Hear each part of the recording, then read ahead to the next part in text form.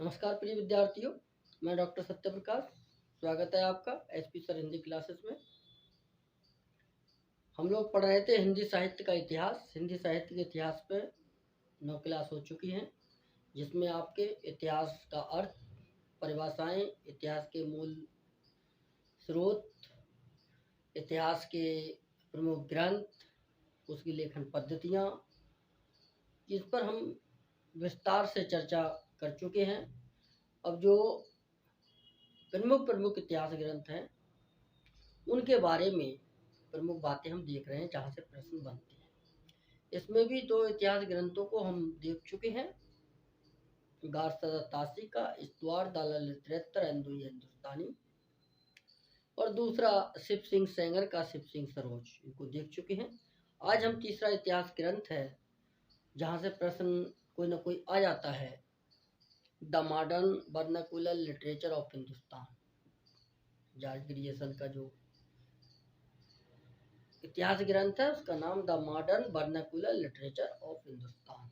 अगला तीसरे नंबर के इतिहास लेखक हैं George Abraham Grierson. George Abraham Grierson, रचना का नाम क्या है?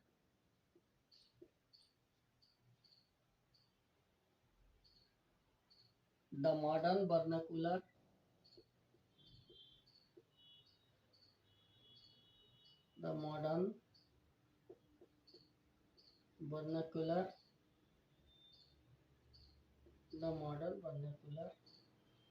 Literature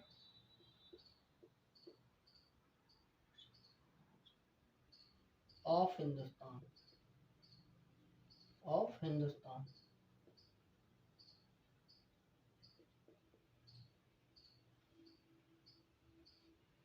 the modern vernacular literature of Hindustan.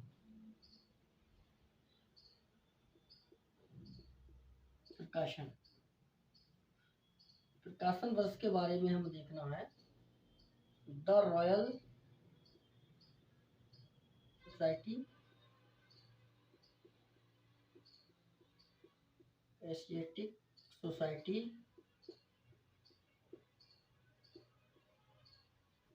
Of Bengal,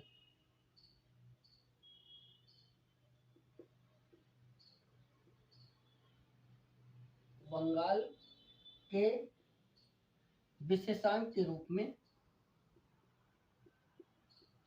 विशेषांक के रूप में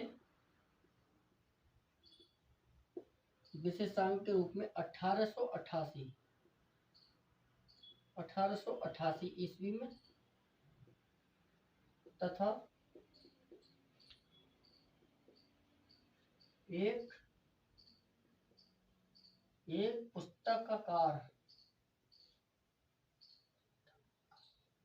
एक पुस्तकाकार के रूप में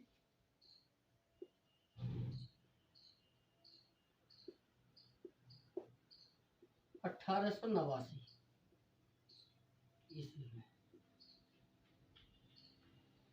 इनका जो प्रकाशन है, ये हमें ध्यान रखना है कि the Royal Asiatic Society of Bengal, जो पत्रिका का नाम था, उसमें क्या था, विशेषांक के रूप में तो 1888 ईस्वी को छपा था। बंगाल की पत्रिका the Royal Asiatic Society of Bengal में ये विशेषांक के रूप में 1888 में और एक पुस्तक के रूप में 1889 ईस्वी में ये प्रकाशित हुआ था। ये हमें देखना है कि इसका जो प्रकाशन वर्ष है वो कब है। ये दोनों बातें हमको याद रखनी है कि अगर विशेषांक के रूप में तो आपका 1888, और एक पुस्तक के रूप में कब इसका प्रकाशन हुआ तो 1889। ये देखना है। इसमें विशेष बातें क्या है, मुख्य बातें, प्रमुख बातें क्या हैं, इसमें देखना है।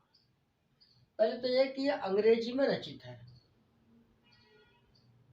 ये इतिहास ग्रंथ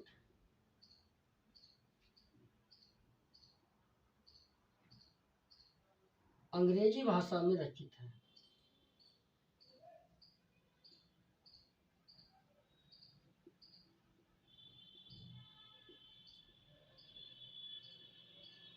ये इतिहास ग्रंथ अंग्रेजी भाषा में रचित है। और क्या है, ये कालानुक्रम पद्धति पर आधारित है। कालानुक्रम पद्धति पर आधारित है। दो बातें तो ये मुख्य याद रखनी है कि ये इतिहास ग्रंथ अंग्रेजी भाषा में है, अंग्रेजी भाषा में लिखित है, और ये कालानुक्रम पद्धति पर रचित है। यानी इसमें जो लेखक हैं, कवि हैं, रचनाकार हैं, उनको स्थान जो दिया गया है वो उनके आयु के अनुसार दिया गया है। किसका जन्म पहले हुआ, किसका जन्म बाद में हुआ, ये दिया गया है। जिसका जन्म पहले हुआ उसको पहले स्थान दिया गया है, जिसका जन्म बाद में हुआ वो बाद में उसको स्थान दिया गया है। तो ये कालानुक्रम पद्धति पर आधारित है। हम देख रहे थे जॉर्ज अब्राहम ग्रियर्सन, उनका इतिहास ग्रंथ the modern vernacular literature of Hindustan. इसका प्रकाशन कब हुआ? The Royal Asiatic Society of Bengal के विशेषांक के रूप में 1888 ईस्वी में, और एक पुस्तक के रूप में 1889 ईस्वी में। प्रमुख बातें क्या है? ये इतिहास ग्रंथ अंग्रेजी भाषा में रचित है, ये कालानुक्रम पद्धति पर आधारित है। आगे और देखते हैं कुछ प्रमुख बातें इसकी।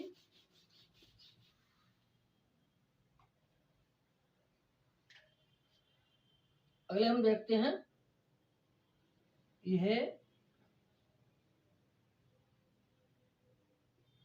इतिहास ग्रंथ कालानुक्रम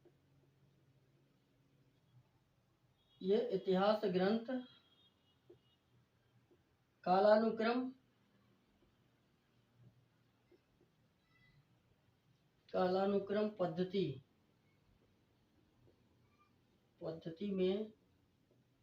में रचित, ये इतिहास ग्रंथ कालानुक्रम पद्धति में रचित प्रथम इतिहास ग्रंथ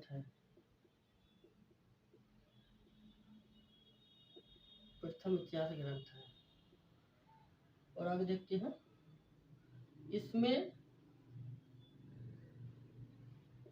इसमें कुल 952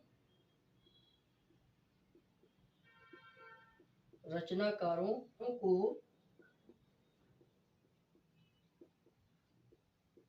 स्थान दिया गया है।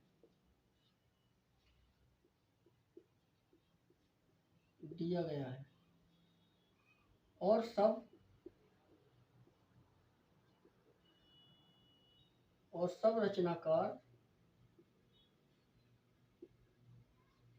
सब रचनाकार हिंदी के हैं।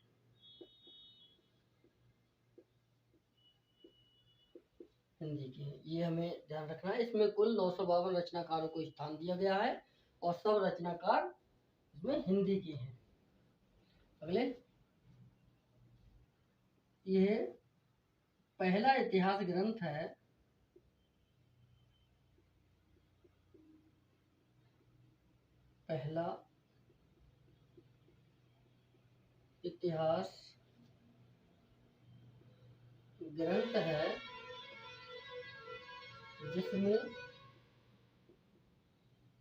जिसमें सभी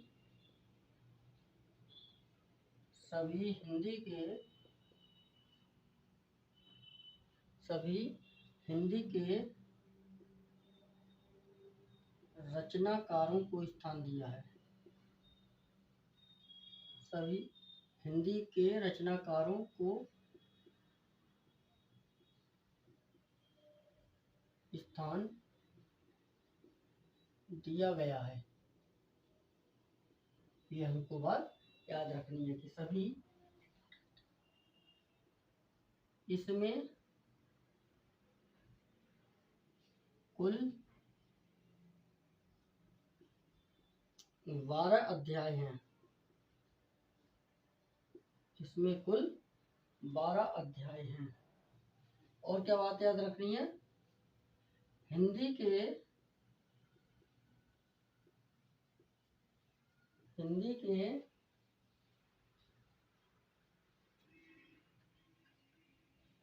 हिंदी के साहित्य के विकास क्रम को 11 युगों में बांटा गया है।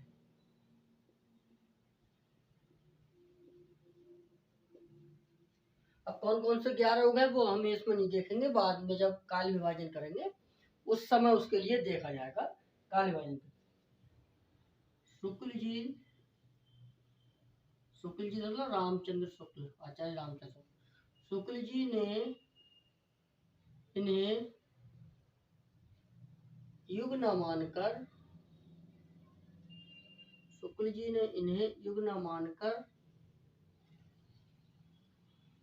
मात्र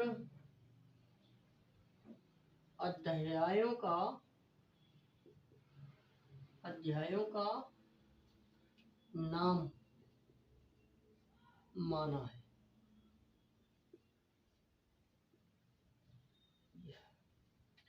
ये इतिहास ग्रंथ कालानुक्रम पद्धति में रचित प्रथम इतिहास ग्रंथ है।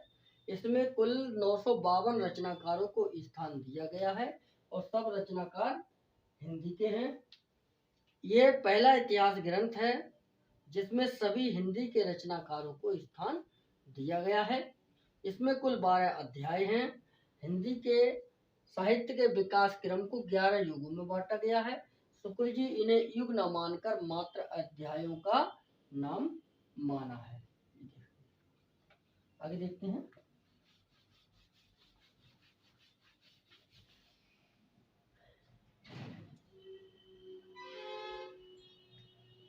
आगे देखेंगे। ग्रियर्सन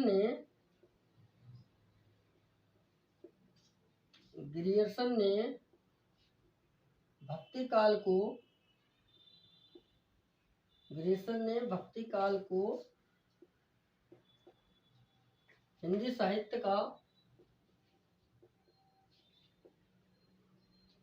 हिंदी साहित्य का स्वर्ण काल कहा है। ग्रियर्सन ने भक्ति काल को हिंदी साहित्य का स्वर्ण काल कहा है। एक इसमें हम नीचे लाइन लिख लेंगे। श्याम सुंदर दास ने, यहीं पे लिख लेंगे, याद नहीं रहे। श्याम सुंदर दास ने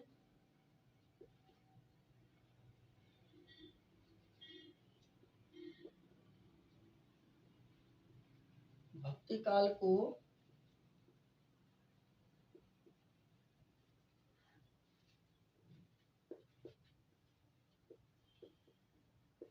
हिंदी साहित्य का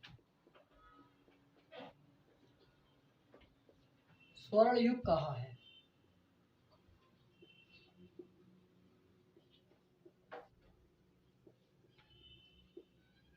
ये भी बात हम नहीं लिख दे, याद रहेगी कि ग्रियर्सन ने भक्ति काल को हिंदी साहित्य का स्वर्ण युग कहा है, स्वर्ण काल कहा है। और श्याम सुंदर दास ने भक्ति काल को हिंदी साहित्य का स्वर्ण युग कहा है। ये हमको याद रखना है। ग्रियर्सन ने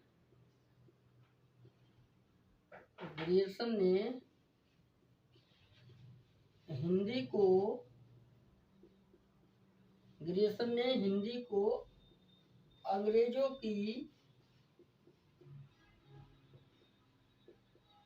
अंग्रेजों की देन माना है। ग्रियर्सन ने हिंदी को अंग्रेजों की देन माना है और भक्ति आंदोलन को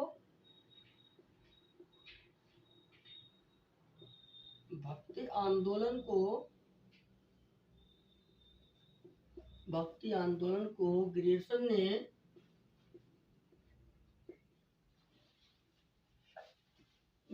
ने ईसाइयों